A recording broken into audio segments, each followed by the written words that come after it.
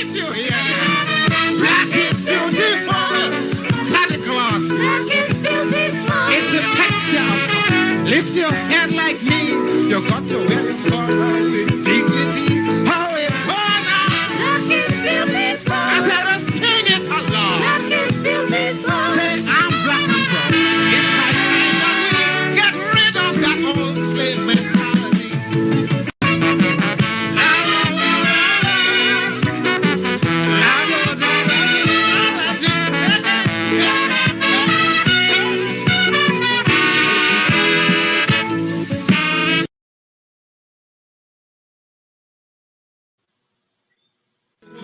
If you hear that, black is beautiful. Santa Claus. Black is beautiful. It's a textile. Lift your head like me. You got to wear it for with dignity. How it burns out. Black is beautiful. I let us sing it along. Black is beautiful. Say I'm black and proud. It's my time that we get rid of that old slave mentality. La la la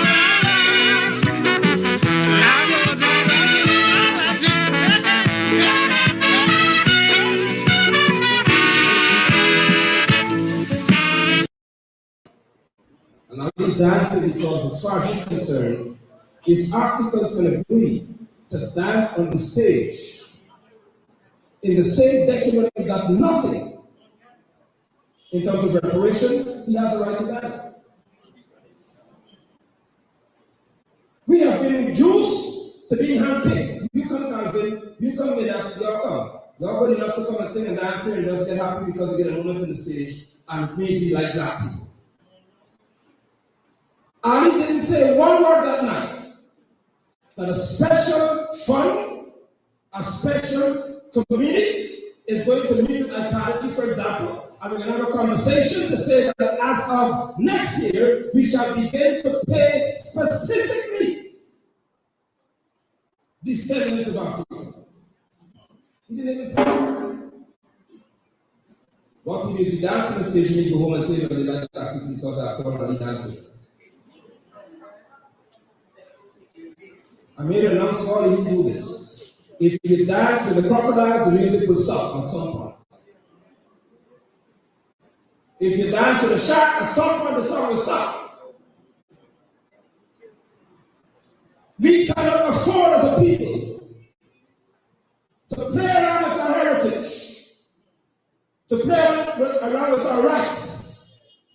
We have to understand clearly, and I'm here to speak this passion as I can, that we as a people in this country must identify our enemies. You must know who they are. And you must understand that there's a way to treat with them. I will never be friends with those who oppress my people.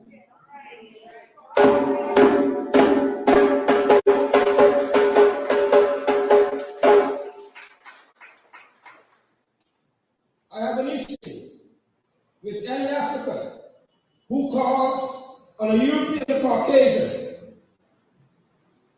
or one of the European Caucasian descent, like Sarah mentioned those. Please come and rescue us from the people. No! My fathers were too short for me to say you went not to this.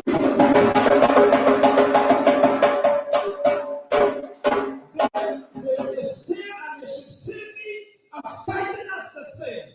Like tonight this will be called a racist group. To talk down to me.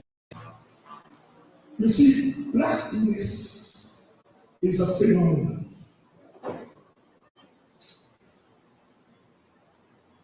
And some of us are phenotypically black. We got black skin. But some of us are ideologically black, even though we don't have black skin. And I want to say tonight that GHK is blacker than Mark Philly.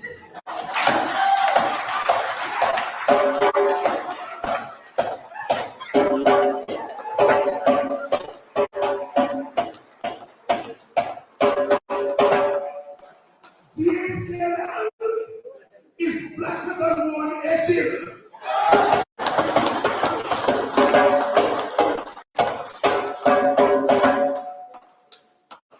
And Mark Phillips' office called us, Buxtonians who stopped trade, on the afternoon of our activity last week in Atlanta, and sought to instruct us that Mr. Phillips is the Prime Minister and acting President, and he's coming to Buxton, and he will be speaking last. Well, I wanted a place in Buxton called Buxton Station. The Bostonians don't report Buxton Station. You buy. Well, I contain myself. I said, we have our program, we have our main speaker, and we've been doing this for 54 years. And no government has ever imposed itself on us, and this government will not impose itself on us.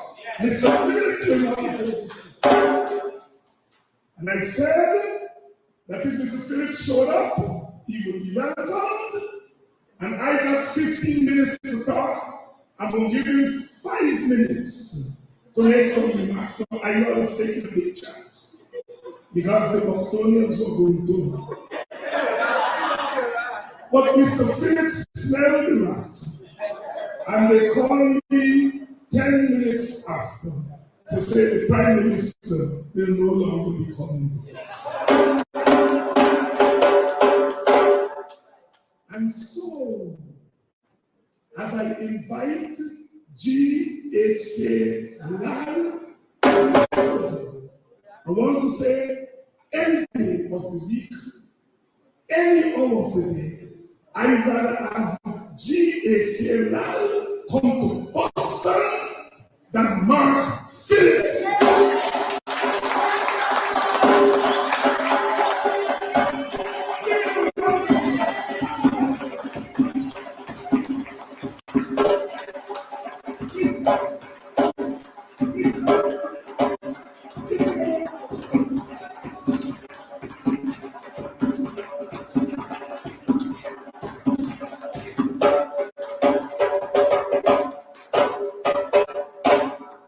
Thank you. Thank you, Dr.David. I feel like I belong here.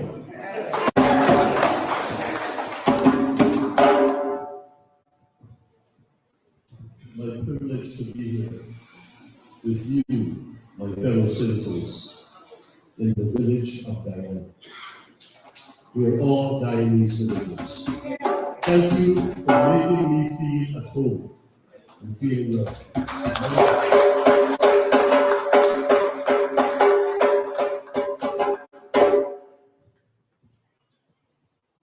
Centering racial equality in an oil-rich Guyana.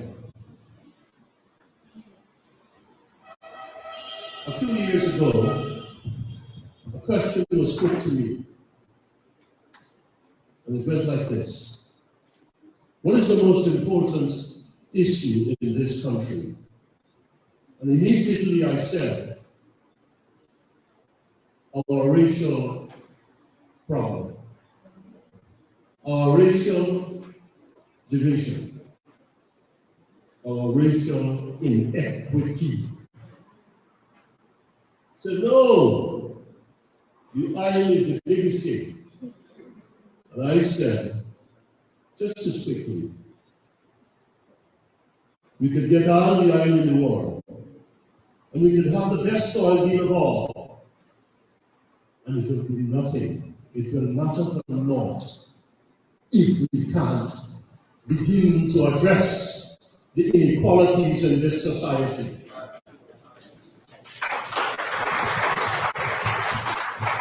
My sisters and brothers, my fellow villagers in this nation, we are not short of money.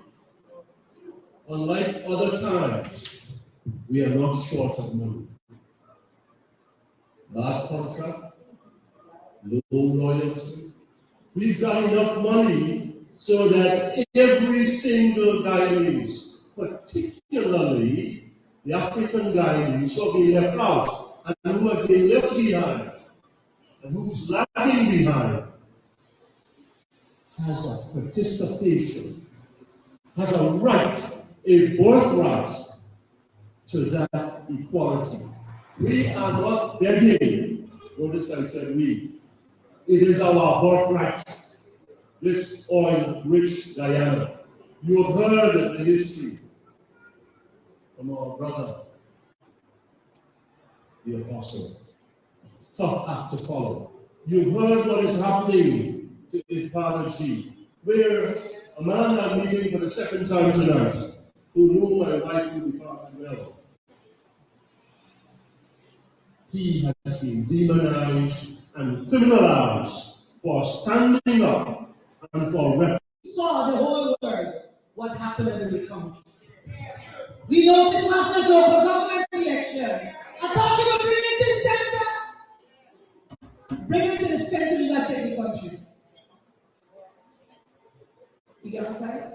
I thought you were ready to watch it. I said we must, it is important that we understand that in order for all of us to live, we must be able to live and love and dwell and respect. Brother Lyle said, I wish you had more persons like me who could have. Because it's only Brother Lyle.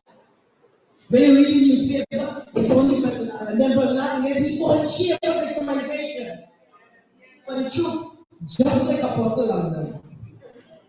So it's not only happening with Apostle London, but you know what? We gotta make up our mind. We gotta make up our mind what's happening to all of us. It can't be Apostle alone. It can't be another alone. It can't be a Bruce alone. All of us must come together and put an end to the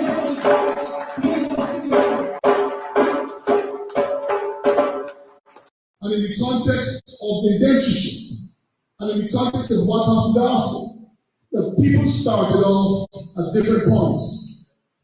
And by no stretch of imagination can we say that the African people started at the same point that others started. You know, we forget our own story. We forget sometimes our own story of sacrifice. We forget our own story of success. These villages that were bought by our ancestors was done by sweat and tears and industry. Sister Morgan mentioned that our people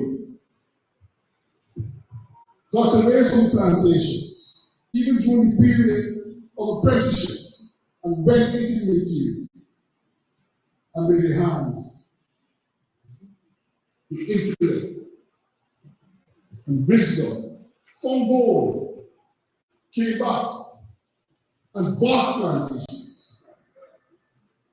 So you are not in a position of a people who are mendicants, who have to put out their hand each and every step of the way for 20,000. They want you to be that mental state.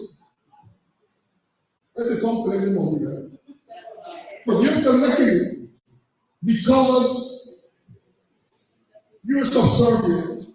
You're collecting it as a citizen, as a mere negligible, insignificant part payment on your true entitlement. So what we're speaking about tonight is accessing, obtaining, and holding on to your true entitlement. So the 20,000 is a small part payment. It is a certain one rate entitlement. So, our constitution and constitutions around the world special constitutions that emerged from a system of oppression recognize that equality must be a substantive part of equality. Not just equality, not just equality. And you want to see inequality? The government decides.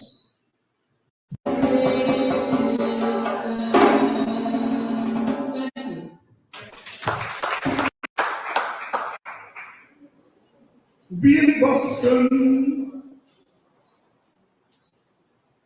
have been known and perhaps continue to be known as a place, a space, and a people who are frank and who are contrary.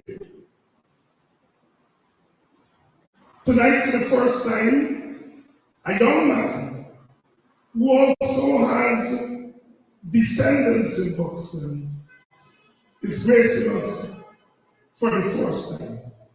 Some will say contrary, some will say fire, some will say resistance, but all will say, and no nonsense. And please give Apostle.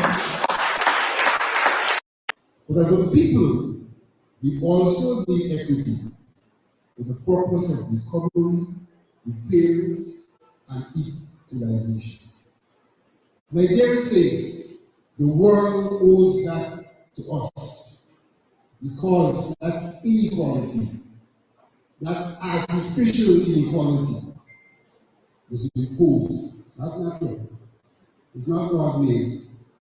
It's man-made and imposed, and has taken away from us, has taken away from us that status that we were born with, and that gave us the right to be equal. It's taking away from us that equality.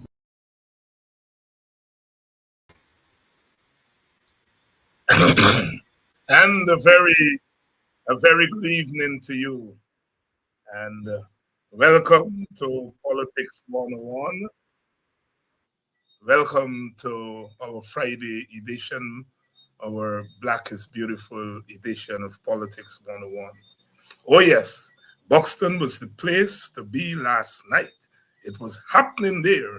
As the young people say, Buxton was lit last night. Oh yes, Buxton was lit last night. The annual UC Guyana Emancipation Symposium, it was happening there last night, and we were bringing to you excerpts of the presentations last night, and I want to thank all the participants. We had a full house last night. We had to get more seats, and we had to order more chairs to come into the building and so on. We want to thank all those. One gentleman traveled all the way from New Amsterdam to come. There were people there from Georgetown, from the East Coast villages, of course, from Buxton. It was quite a night. It was electric. It was electric. It was electric. What a night. What a night in Buxton. And people in other villages are asking for that that panel to go to their villages. The people of New Amsterdam wanted to go there. What a night. Good evening to all of you. And those of you who couldn't be there in person, certainly followed us virtually. And yes, it was a statement made last night from Buxton, as we always do. We try to make our big statements, our bold statements in Buxton, not because Buxton is special. All villages are special. All peoples are special. But Buxton has always been, from the colonial times to the present, what we call free space, free territory, liberated territory. There are things that they do to Buxton that they do to all villages, but there are some things that they can't do to Buxton. And I want to thank the people of Buxton for always hosting us, for always allowing us to use their village to make our big and bold statements. Thank you. It was quite a moment when G.H.K. Lal took to the podium. Oh, what a night. You know, they tell us that we socialize Black people to be violent and to be all kinds of things. We are racist and all of that.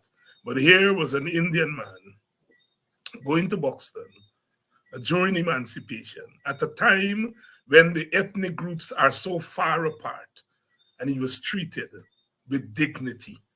And I want to say thanks to Buxtonians, thanks to Black people, because I say over and over again on this program, we are not socializing our people to be hooligans. We are not socializing our people to fit the stereotype that Black people are beautiful as any other ethnic group. We are dignified as any other ethnic group. We got manners like other ethnic group. We sensible like other ethnic groups.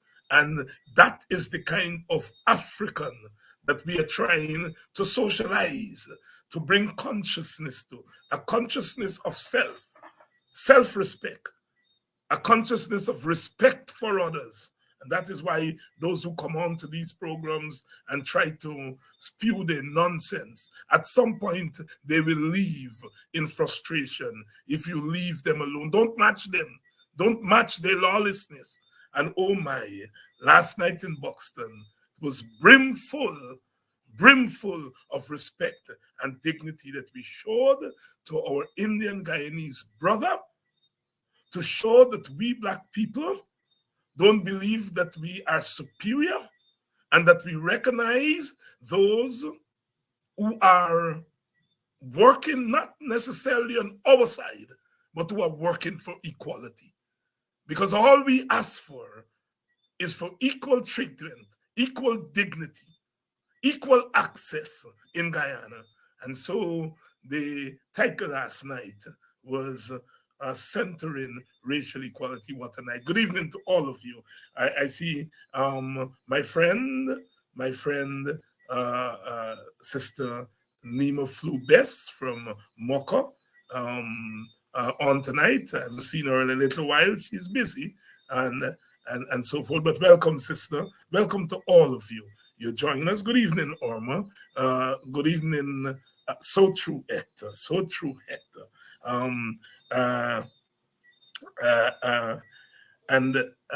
So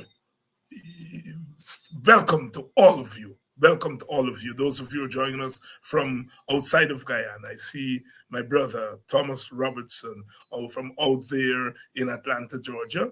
Welcome to our discussion tonight. And I continue to be proud of our people, continue to be proud of all peoples, but especially proud of African Guyanese who are constantly under attack, who are constantly labeled with all kinds of negative things.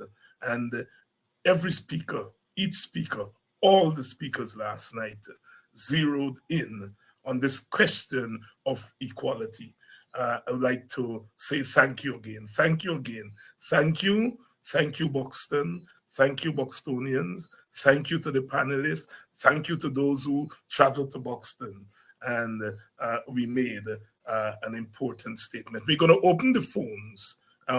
Let's see. We're going to open the phones at 7:35. So in another 10 minutes or so, we're going to open the phone so that you can call in tonight and give your thoughts on any issue that we are dealing with, but especially those of you who were there last night, those of you who witnessed, followed it online. Of course, that issue, what happened in Buxton last night,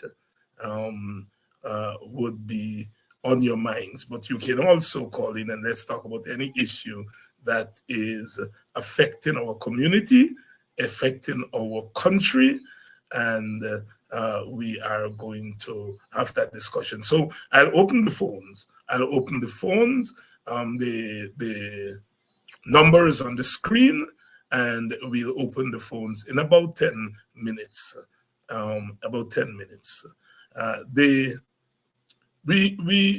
Brother Roysdale Ford was there.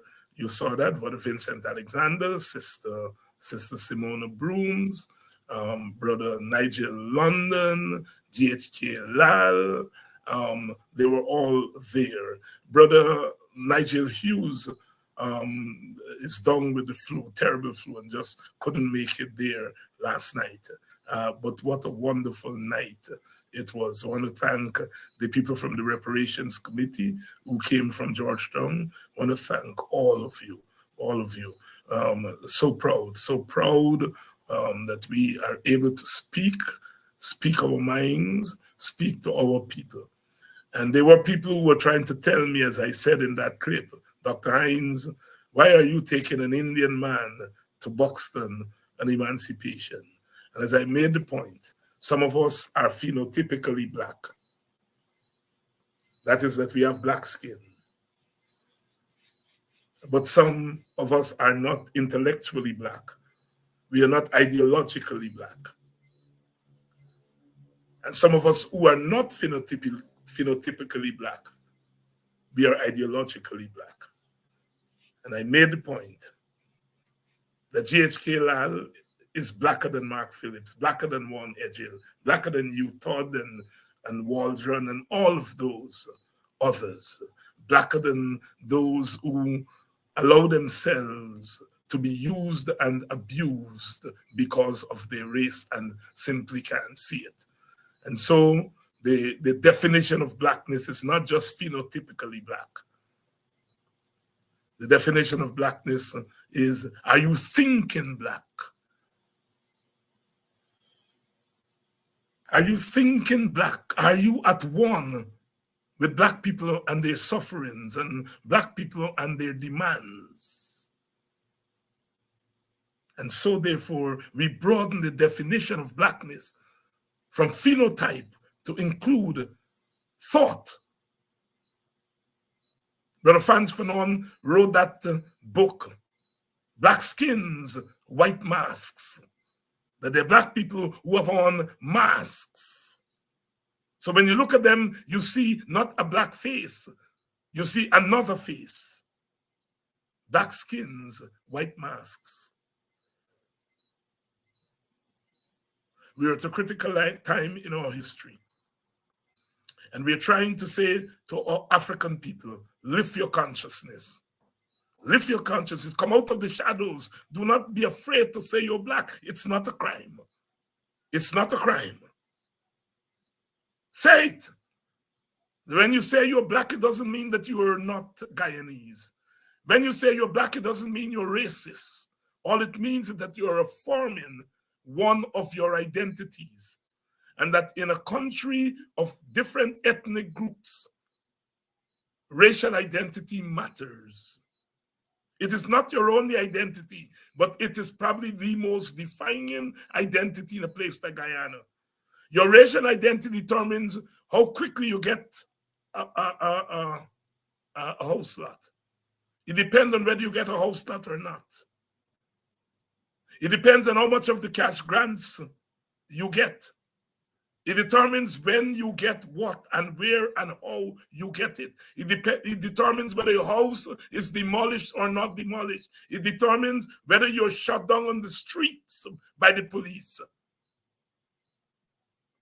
Your racial identity becomes the most important aspect of your identity, not because you say it is, but because the society, and the society includes the state, the government, the different ethnic groups, the institutions, the system. They define which identity is paramount. Oh Lord, for God, we did not create race. The phenomenon of race was created on the plantation. Race was created as a justification for the enslavement of Africans. Why are you enslaving them and you're not enslaving Native Americans or white people? Why? And the answer was that black people are inferior. Black people do not have souls. That's the definition of race. Race as a phenomenon did not exist before the mid-1700s. Difference exists, but people are different based on status. Were you of the nobility? Were you a serf? Were you of the nobility, as I said? The feudal system. Were you a master? Were you a serf? Race did not exist.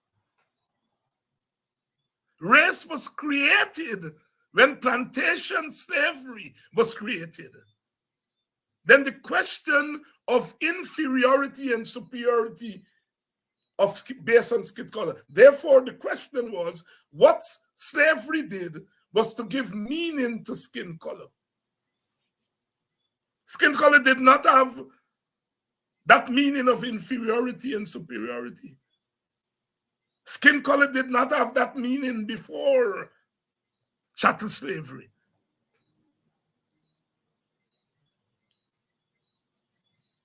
And so African people did not create race.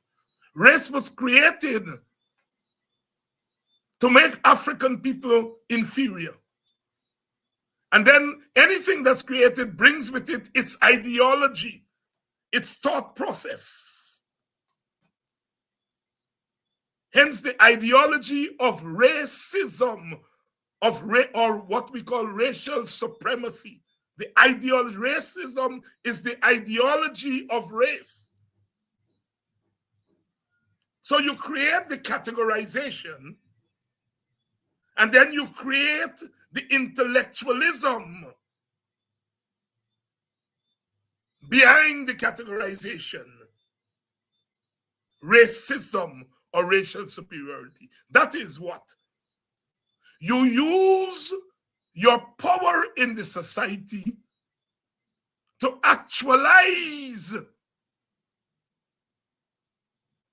the categorization, the hierarchical.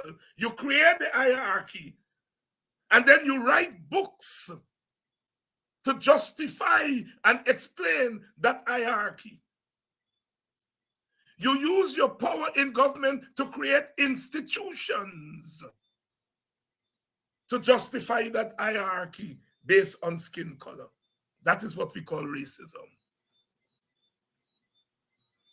African people were and continue to be the victims of racism. What has left us is formal. The law doesn't say today in South Africa, in the United States of America, in England, in Guyana, in Jamaica, the law doesn't say that blacks are inferior. The law doesn't say that. That is what has changed. The laws have changed. But the practice has continued. The institutions that were created by the law of superiority and inferiority continue. Because that ideology of racism infected the institutions, and the institutions outlived the system. And as Brother Roysdale Ford says last night, until we change the laws, change our constitution. And he said something about that constitution last night. that there's some things inherent in that constitution, that part of the function of the state is to promote equality. Our constitution in Guyana has that written. The American Constitution says all men are created equal. It's in the preamble. But it was not until the 14th Amendment of the Constitution that the American Constitution actually said that people were equal.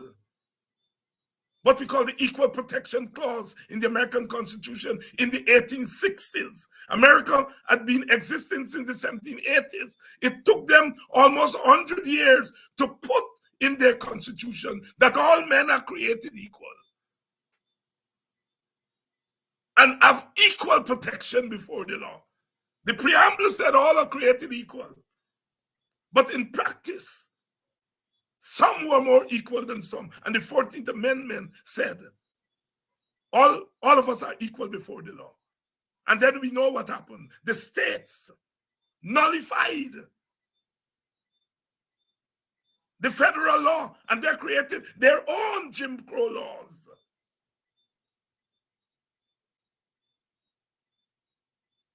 That said that while the federal constitution says that all are equal before the law, the states are saying,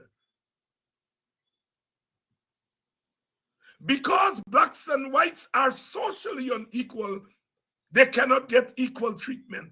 Federal law was pushed aside for 100 years. It took the Voting Rights Act of 65 and the Civil Rights Act of 64 to finally bring black people constitutionally equal under the law. And we know that a lot of those progresses, a lot of the progress that was made during the civil rights era are now being turned back by the Supreme Court in the United States. In Guyana, we also have our equal protection. But as Brother Roysdale says, the Constitution says that the state must promote equality. But the government, the PPP government, is not activating that aspect of our Constitution. The state of Guyana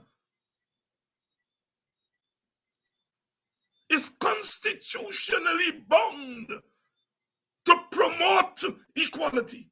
Some of them said, well, we are not all born equal, and we may not be born equal. But the state says that we are equal.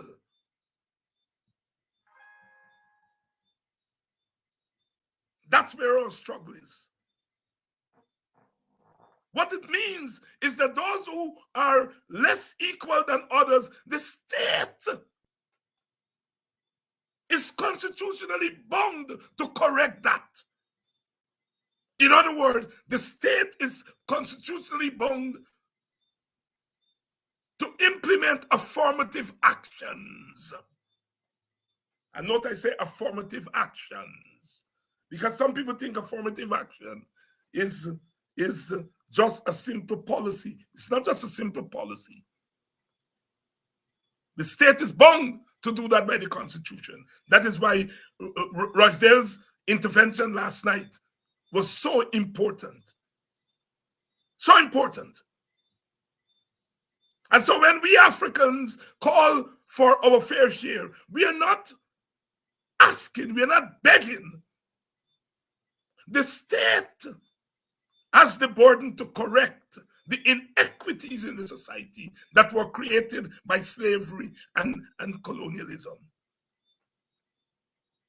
And I'm continuing to say to our political leaders, especially the ones in the PNC and in the opposition, you all got to stop being afraid of speaking about race. The Constitution recognizes racial differences. And at some point, African leaders have to be at one to say and to develop a culture in Guyana where you must be able to speak about inequality and not be punished for it. And I said to my brothers and sisters in the leadership of the PNC, this almost instinctive thing that you all cannot speak about racial inequality because you feel Indian people will punish you and not vote for you. You all got to reconcile that nonsense. You all got to be able to talk about racial inequality.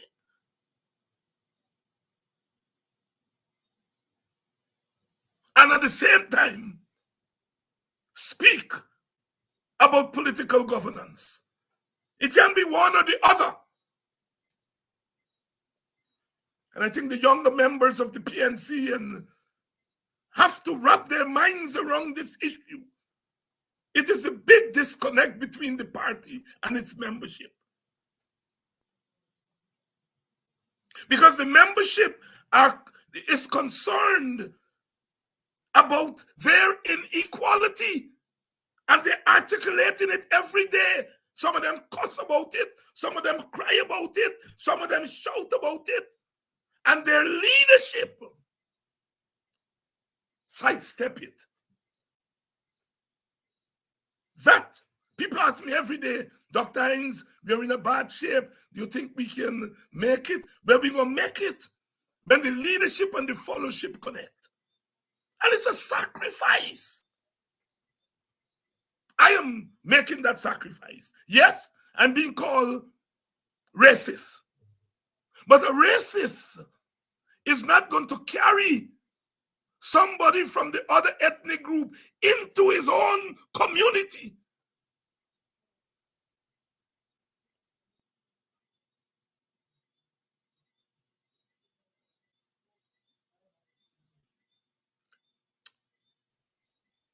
We got to connect with our people.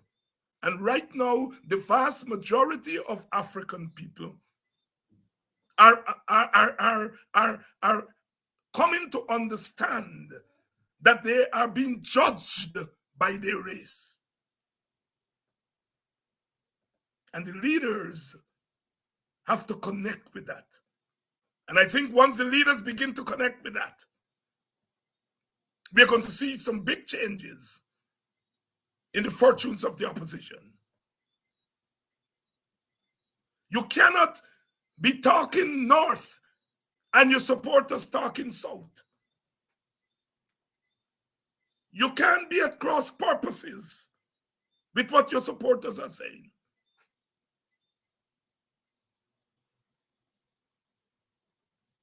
The PPP is not at variance with what their supporters are saying. They may not be treating their supporters as right as they should, the poor supporters. But they're setting up the stage, they're playing a game. They're coming and make black people beg for a penny so that Indians will say, why are you giving black people so much?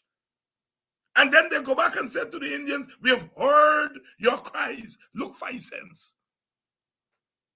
That's the game they're playing with us. And sometimes we fall for that game.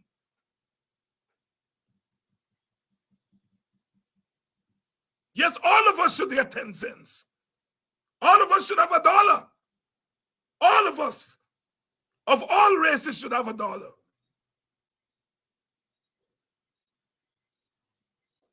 But you push a penny in the face of some people so that you can give 10 cents to other people and you can give $1 to the elites.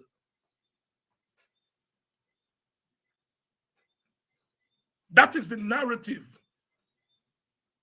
we have to carry. Not this narrative that Indian people are suffering too. We know that all poor people are suffering. But you cannot insult black people or Amerindian people who are suffering in reality and in perception. You can't go and tell them what other people are suffering. There's a time time and place for everything. There's a time for a campaign speech, and there is a time for a speech of truth. And I find that some of my fellow leaders can't make that differentiation. They want to give a campaign speech every time they go before a mic. You all think I don't know that I have to give campaign speeches? I will give campaign speeches at campaigns when the time comes to that.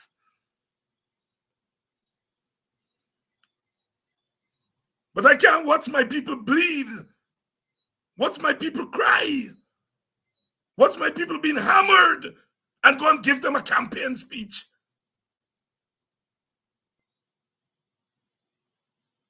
That is the lesson. That is the lesson.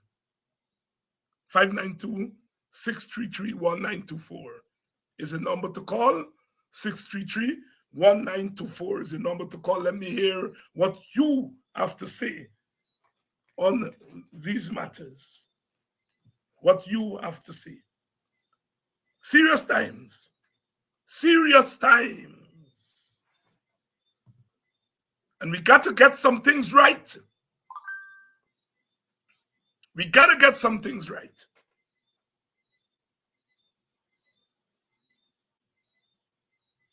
I'm not into the politics of division. I see what the politics of division is doing to the morale of our people.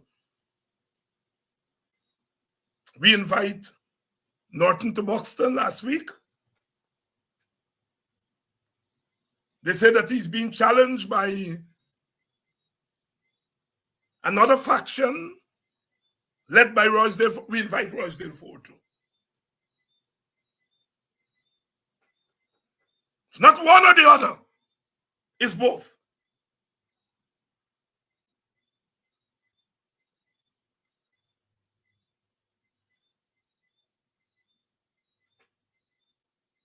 We want to be an example of how we fight.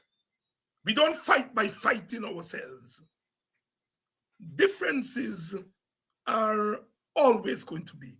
It's not the first time you got factions in the PNC. There have always been factions in the PNC, even during Burnham days. So the factions are not the problem. It's the behavior of the factions. They're factions among Black people. Some Black people like Rodney, some like Burnham, some like Guyana, we've always had that in the Black community. We've never been a monolith politically. As the people of West Bobis, there's a Guyana people and Burnham people. And that when the AP and U came together, they were free of having to make that choice. I grew up in a village.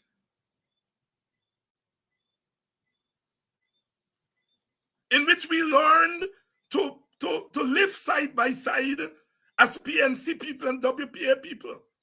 To this day, I remember in 2011, we were going out to campaign.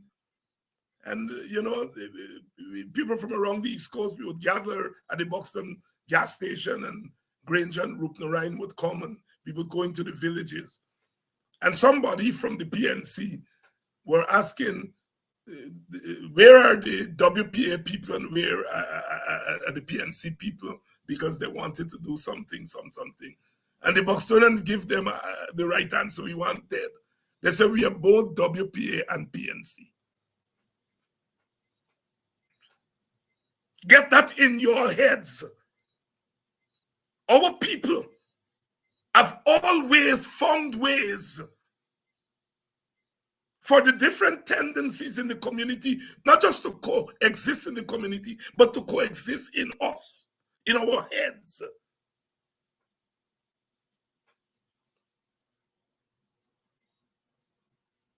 The Black people who like Norton, but they also like Simona. And some of them may like David Hines.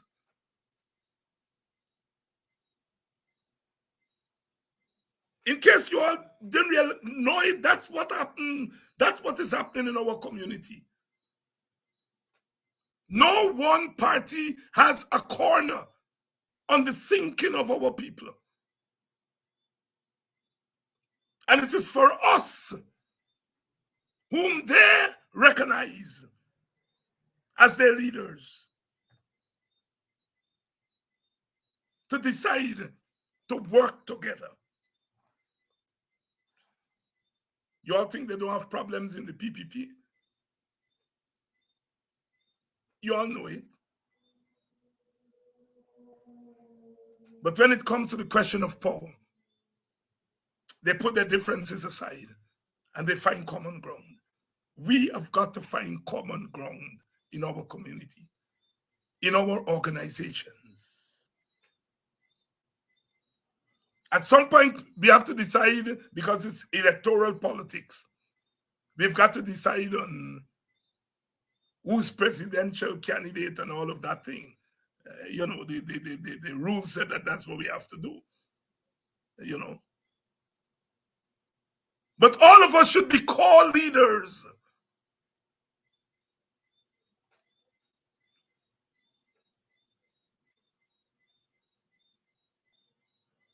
All of us should be co-leaders. And yes, brother is saying here,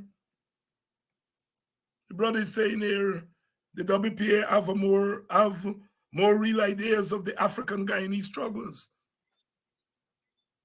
You know? That may be true. And I tell you why it's true, that no major WPA leader from Rodney to Guyana, come right down to Kedaki and Hinds and so on, Ogunse and Daye, we have never avoided race. And because you don't avoid something, you develop ideas about it. So it's not that we are brighter. It's because we have never denied race. And so if you don't deny it, you are more open to thinking about it. The cash transfer. The cash transfer that Professor Thomas authored on behalf of the WPA is about race.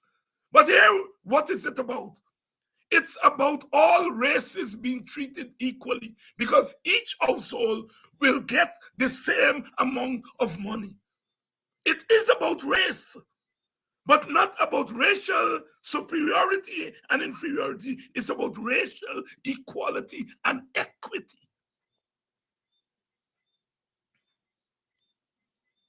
So Brother Carlos may be right. Brother Henry Jeffrey made such an important point the other night. Such an important point he made the other night, Brother Jeffrey. People talk about rigged elections. The first rigged elections in Guyana was in 1961, when the court found that the PPP rigged in the Houston constituency. The first accusation about rigging on the PNC was 68. Yet the PNC has the tag of the rigger, and the PPP doesn't have that tag. And Jeffrey gave us an insight. Because the Jagans and the PPP, according to Jeffrey, they were prepared to use the infractions of the PNC, to use it to socialize East Indians, to hate and demonize Burnham and the PNC. But the infractions of the PPP, Burnham and the PNC did not use them to socialize black people, to hate and demonize Jagan and the PPP. Such a profound point made by Dr. Jeffrey.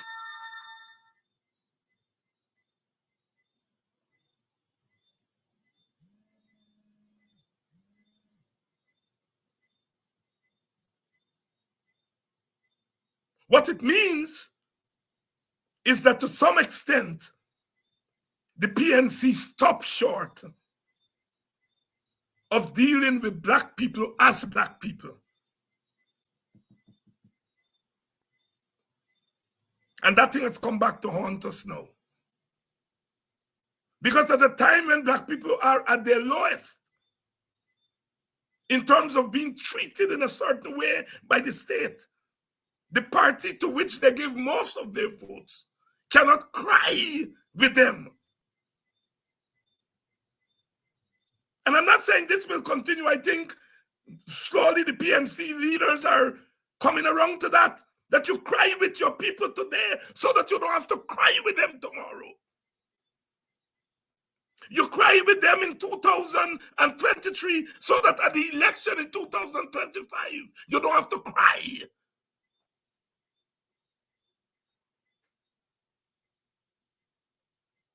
And I'm saying to you all, get your leaders in line.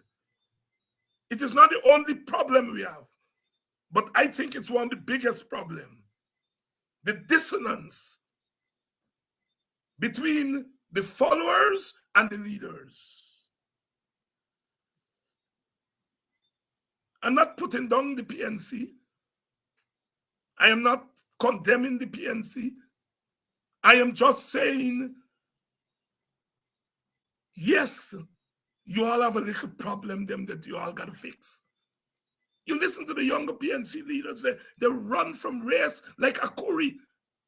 Those old-time people, you know what is a curry. They run quick. Run like a curry. You're running away from your own people.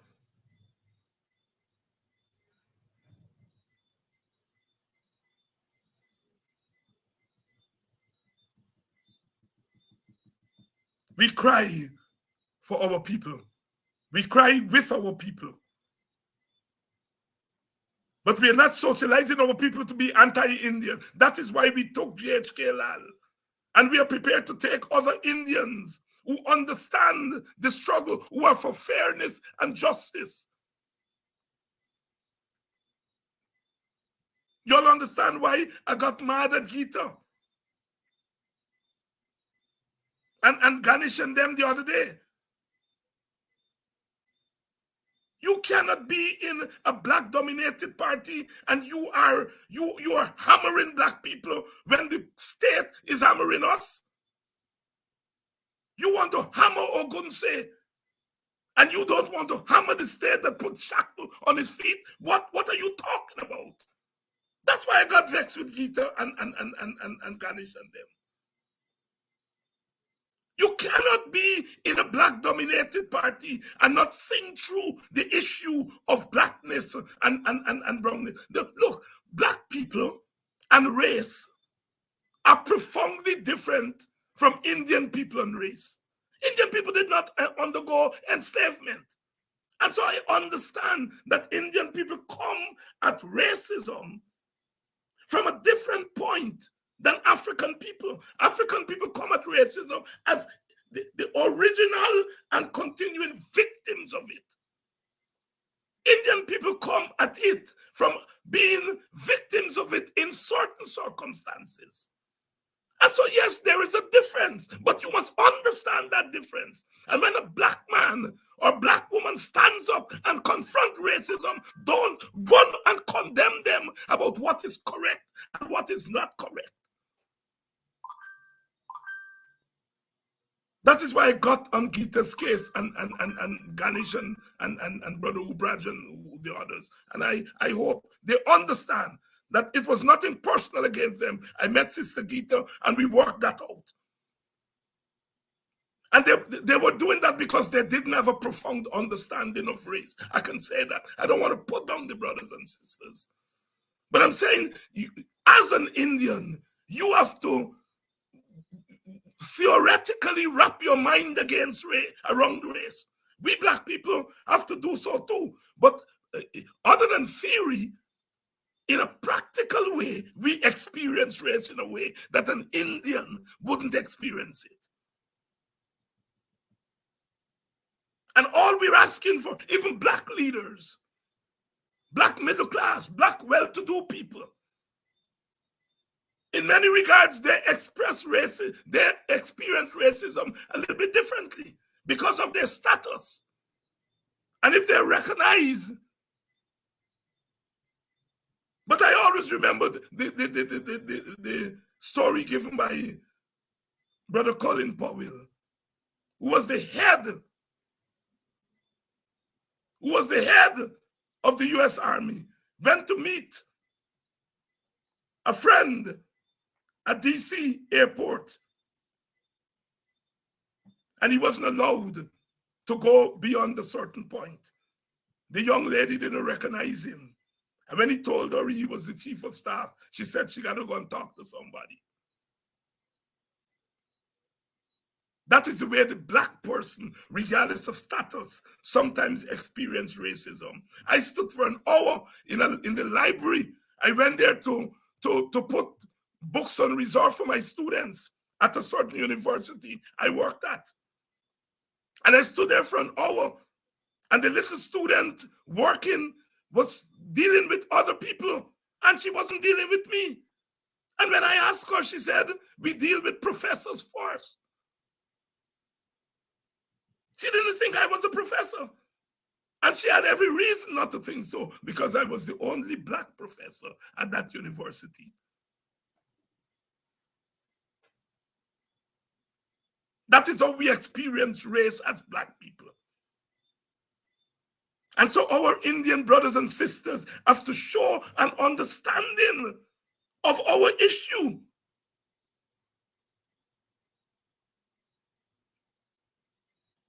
You see, you all tell me I must open the phones. And I open the phones, and you're not taking me on. And Rhonda gonna abuse me next week and said, Dr. Hines, you must open the phones. But I understand sometimes when the gal gets sweet, you don't want to interrupt it with calls. So we've got work to do, all of us. In particularly the black leaders, we have to understand the moment. The moment is a moment. It's a process, but it's a moment in the process. You talk black today. You give solidarity with black people today so that you don't have to do it tomorrow. Because the more equal and the more equitable our society becomes, the less we have to talk about race.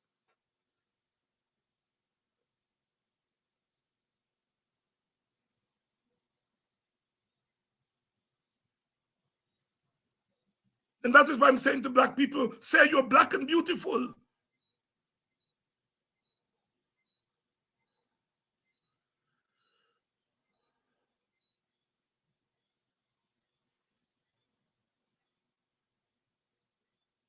Say you're black and beautiful.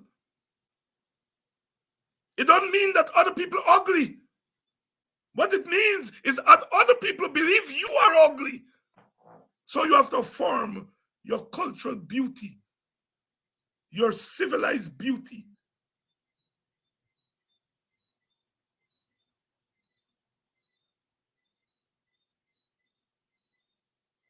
If there's black beauty, an Indian beauty, an Amerindian beauty, Chinese and Portuguese beauty, then Guyana becomes beautiful.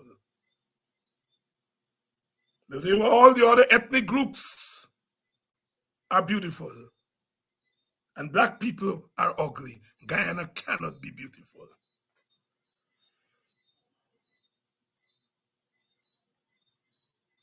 We have work to do. We have work to do. And that is why that event at Buxton last night was a very important moment. It's a moment of freedom. Brother Roysdale did not give a PNC speech. He gave a speech that reflected the moment. He didn't give a campaign speech. Sister Simona didn't give a campaign speech, a PNC campaign speech. David Hines didn't give a WPA campaign speech. Brother Vincent didn't give a PNC campaign speech.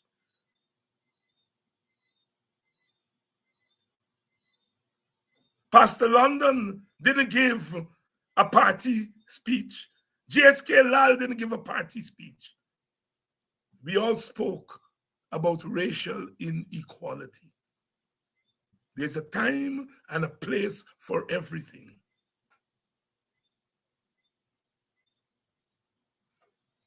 We are a diverse people. We are a diverse Guyana. And Black people, we are diverse in terms of our outlooks. But diversity must be turned into an asset.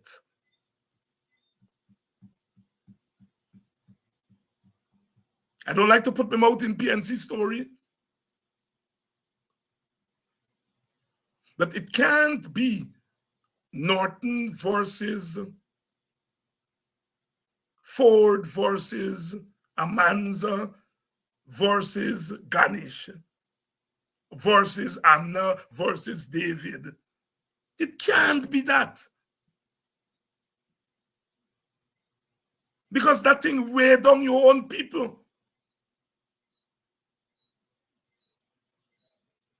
There are differences in terms of how you see the way forward. That is normal. But we can't turn our differences into a vicious fist fight. I am treading carefully. And I'm only treading there because the story is now out in the open among our supporters, where people are calling me. Dr. Hines, when are you going to call out Norton? When are you going to call out Van West? When are you going to call out Roysdale? Well, and I have to say, I'm not in the PNC. And people argue me and say, you may not be in the PNC, no, but you're part of the opposition. And that is how I know this thing is weighing down with people. It's weighing with people down. We got big work in front of us, but we're going to do it. Because we have to keep our shoulder to the wheel. I think somebody's coming through here. Hello? Hello, good evening. You're on to Politics 101. Hello? Yes? Good evening, Dr. Hines. I'm listening. Am I on to the program? Yes, you're on. Yes, I just wanted to say I enjoyed the symposium last night. I find it very informative. It was great. And the only thing I saw missing from it was the question and answer segment. The question and answer segment, because I was boiling with some questions and I did not get to ask them. But that being said, it was a very good program. I just want to, secondly, I just want to say that I want to reiterate this, my call to the African community for 2 weeks of mass protest throughout Guyana. All African villages, let us pool our resources and, mount a protest for next 2 weeks. Let's pool our resources and come out and show the world our suffering.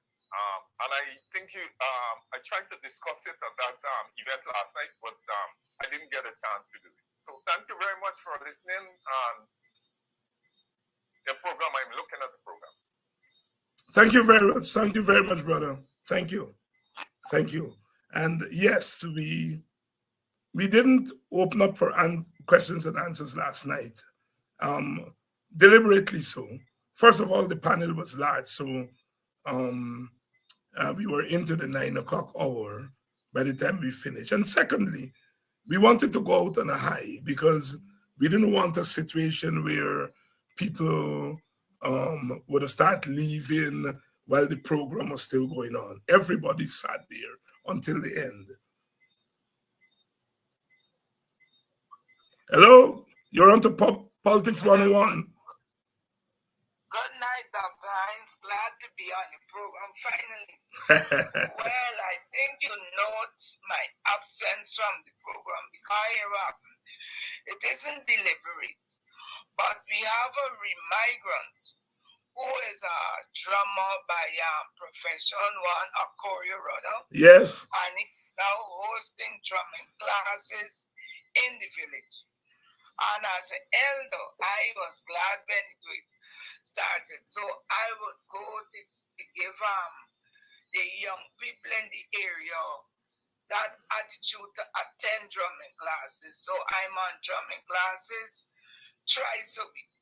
But today I stayed home specially to catch her show. And then we had a lot of meetings and planning to host emancipation because we had a 5-night session for emancipation this year. And I'm in the called the Emancipation Organization. So I was busy. And today too, I am preparing for my concert on the 20th of this month in my village, then and I am sewing and getting up the program together. But I'm glad I'm finally on, and I'm glad that the topic you're doing, because lots of Africans, many have answered tonight. I was going mad because I was talking to somebody who is older than me.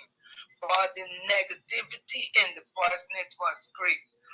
And I had to walk away because when you listen to him and many other Africans, they have adopted this thing like that we can't ever win an election. They don't see things like that.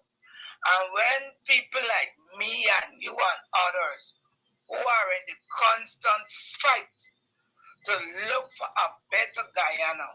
And when we get Africans who are throwing negativity at us, like we fetching the whole world on our shoulders, like our patches at the end of fetching it, they wouldn't come out and be enlightened. They wouldn't go to programs that telling you of a way forward. But they just sit down to say, oh, this can't happen and that can't happen. And as long as you got people like them, though, who are telling you that this can't happen, even if it happens that time, it has come at an exorbitant price because you're fetching their negativity and you're fetching your positivity. And it's a hard road to take.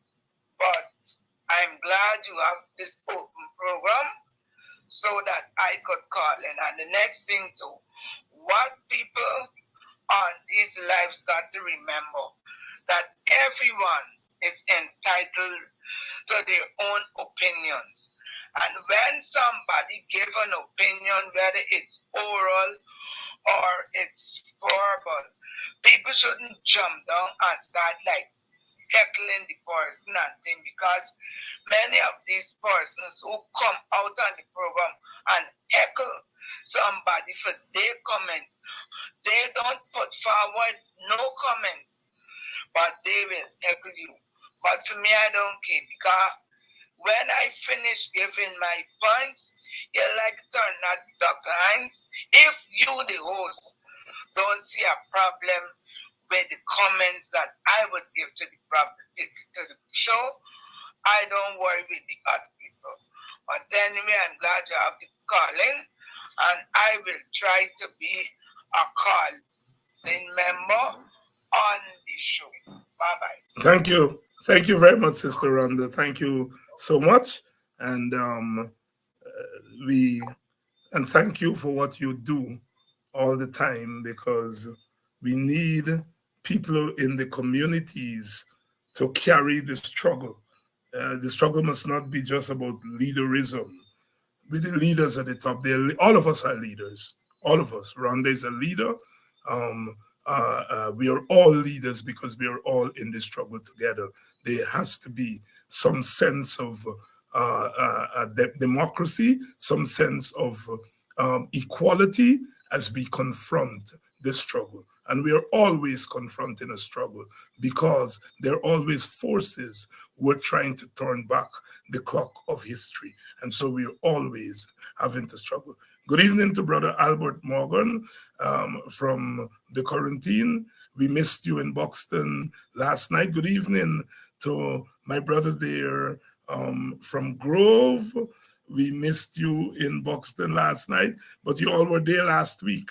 So you can't come every week because you have to travel from far. Thank you all so much. And thank God for the technology that we don't have to be there in person. We don't have to be there in person to partake and things. So it's now, all right, we're now past our time. So we're going to close off for tonight, and God willing, we come back tomorrow night. Tomorrow night, we're going to be talking economics and where the economy is going. We're going to have Professor Clive Thomas on, and we're going to be talking about some of the money issues, some of the financial issues, the issues that have to deal with spending and all of those things. So tomorrow night, same time, same place, Professor Thomas is going to be on. We're going to be talking all things economics. See you all then. If you hear that, black is beautiful.